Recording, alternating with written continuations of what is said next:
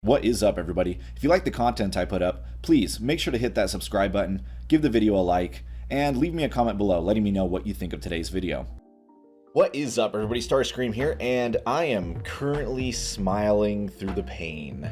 This is actually my second time recording this. I had finished recording my whole video for Agnon and his epic, and then realized that my mic was picking up no audio after I pulled my finished recording into my editing software. So that said, as I mentioned, we are today going to be talking about Agnon and his epic.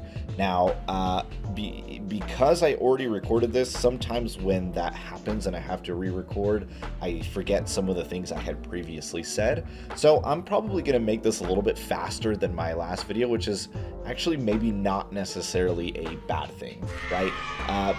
But anyways, in case you guys somehow didn't know, Agnon's epic was made free. It was released about a month ago, and a lot of people, and myself included, didn't purchase it just because Agnon's really not really like a super meta hero.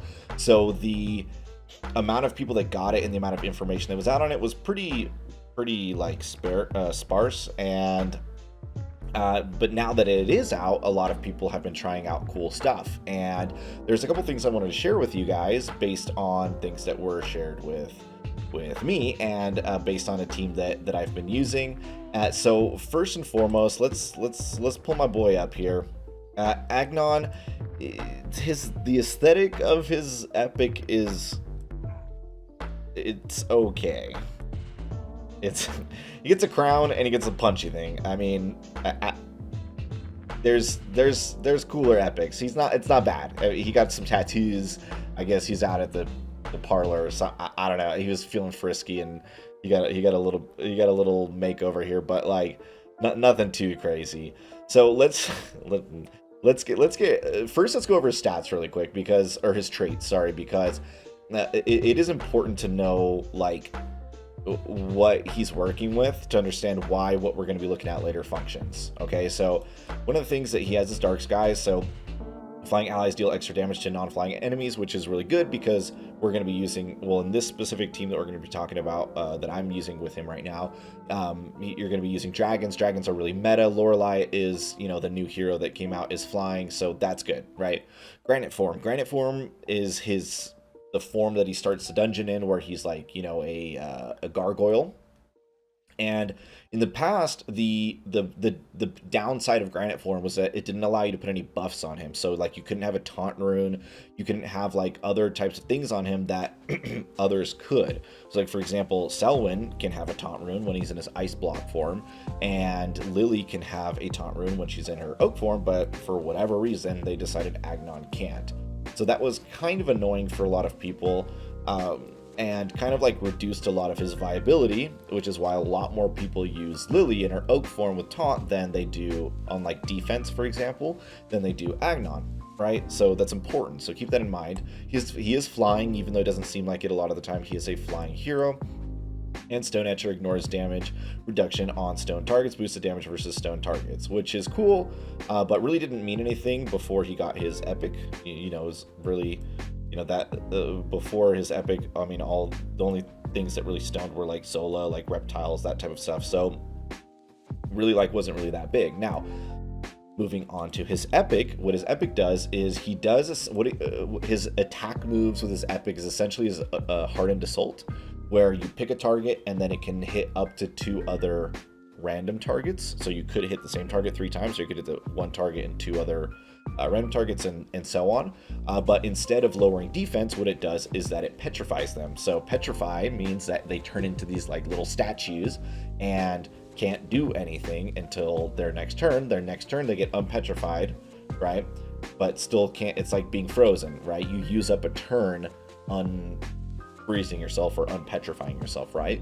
So the idea here is that we want to keep our opponents petrified. So how are we going to do that, right? So looking over at his rune buildup that we have, or his rune setup, sorry, we put a freezing taunt rune on him. So again, now he can start with taunt. Oh wait, no, we didn't go over that yet. Oops. So before we get into this, let's see. This is why on my first video I didn't make this mistake. So let's take a look at Lorelei really quick. So we're going to be teaming him up with Lorelei, and one thing that Lorelei has is called You Can't Catch Me, which makes it so that her flying allies can't have buffs removed, aka taunt, and can't have debuffs added to them by non-flying enemies. So Lorelei works perfectly with Agnon because she makes it so that now he can keep his taunt rune, and so that it helps protect against like Serenity and so on, right? So what we do with our Agnon now is we throw a taunt rune on him. In this case, I have a freezing taunt rune on him. By the way, this build that I'm using right here was given to me by my guildmate Frank Allen. I saw that he was having some success with Agnon, and I was like, yo, can you share with me like more or less like what's going on here with this build? And I don't have the perfect build, but I have the setup that he's using, which is a taunt rune, a foresight rune, and then 3 enabler runes. Ideally, you would like to have 2 attack runes, 2 defense rune, and a health rune. I am missing a health rune in this setup. I don't have any health runes that fit any of this stuff here. So unfortunately, I am running a 3 attack, 2 defense build, because that's the only real setup that I had. Now, if you have other enabler runes that are defense, like he could probably benefit from running full defense or like 4 defense and 1 attack, because again, the idea of this team is that we want to like be petrifying the opponents over and over again by using our epic attack and then going immediately into stone form, because once he uses it, just like with his hardness soul, he goes back into his granite form, so he goes back into being somewhat invulnerable, right? So we're going to be using that with our dragons, who have that passive damage each turn, like Alrakis and Niveous, and then Lorelei to give all the buffs. So let's go take a look at that right now. Now, in the last video, I went and did like 5 or 6 matches so I could show off how everything was working.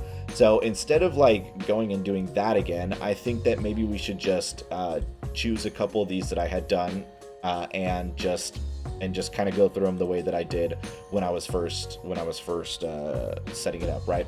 So this first defense was, you know, a 6100 rune power defense, and it was a pretty good example, I feel. Agnon didn't get to do anything in this one, but you'll notice that, again, you see his taunt rune on him. He goes into his granite form, keeps the taunt rune. The next thing that's happening here is that we avoided Dagon.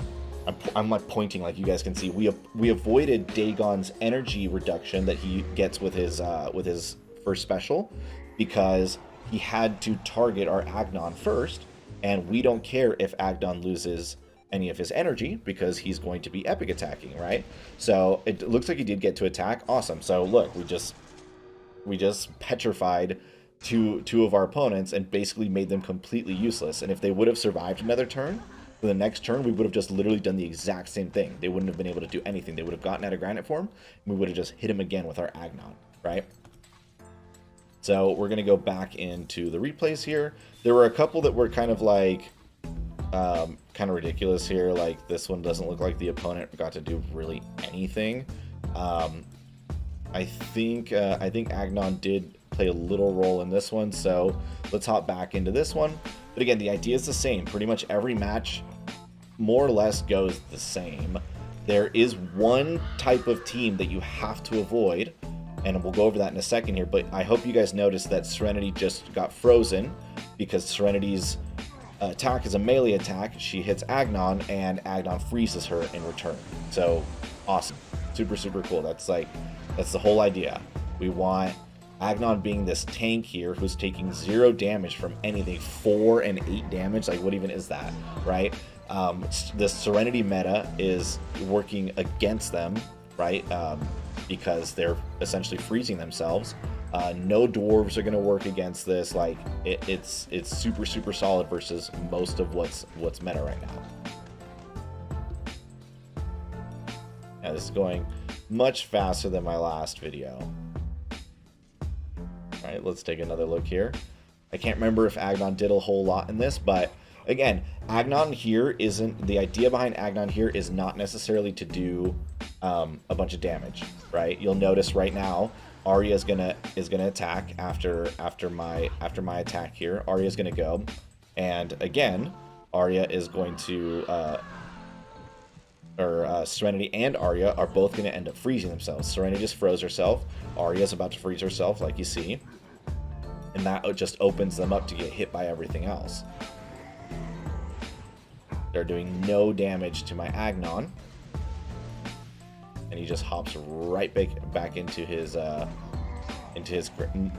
don't know why he didn't hop into it. Maybe it's because he got that null magic.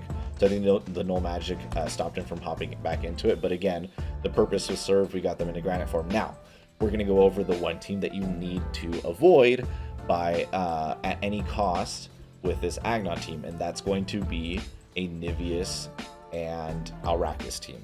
Niveous plus Alrakis spells absolute instant death.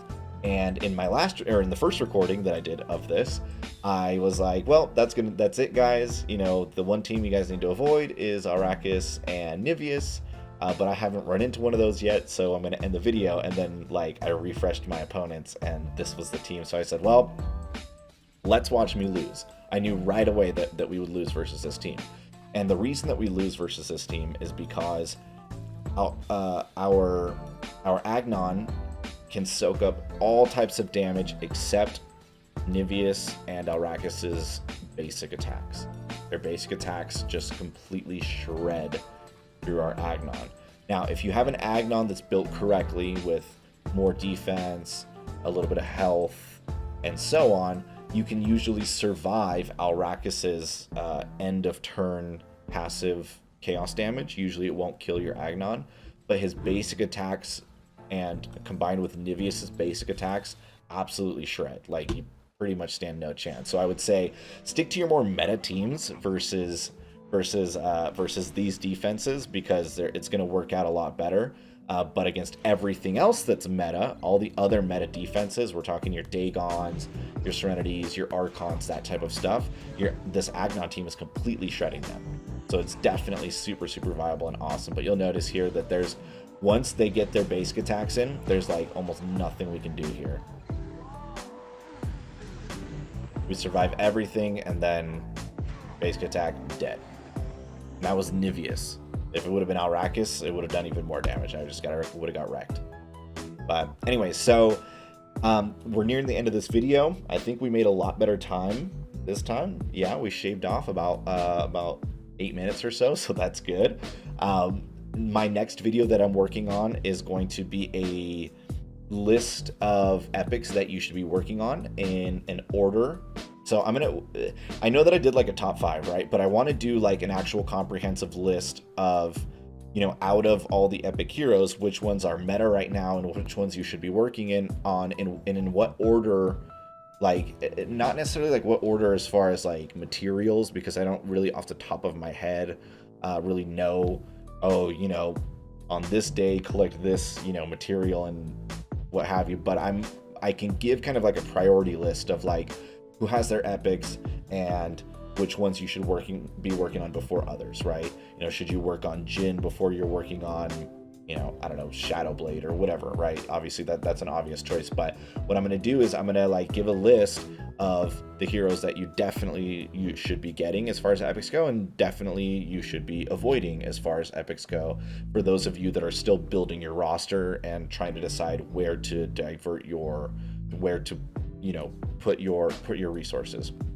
I am still going to do the top 5, or I guess bottom 5 worst epics, because those are always fun to bag on, you know, crappy heroes and hope that the devs watch my videos and perhaps, you know, are willing to work on some of those heroes. But anyways, I'm going to bring this video to a close. Thank you so much for watching. Please remember to subscribe and like and comment here.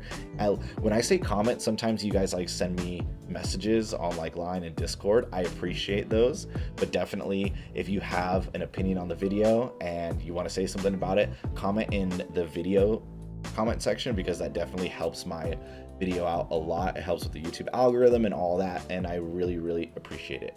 But anyways, I will talk to you guys soon.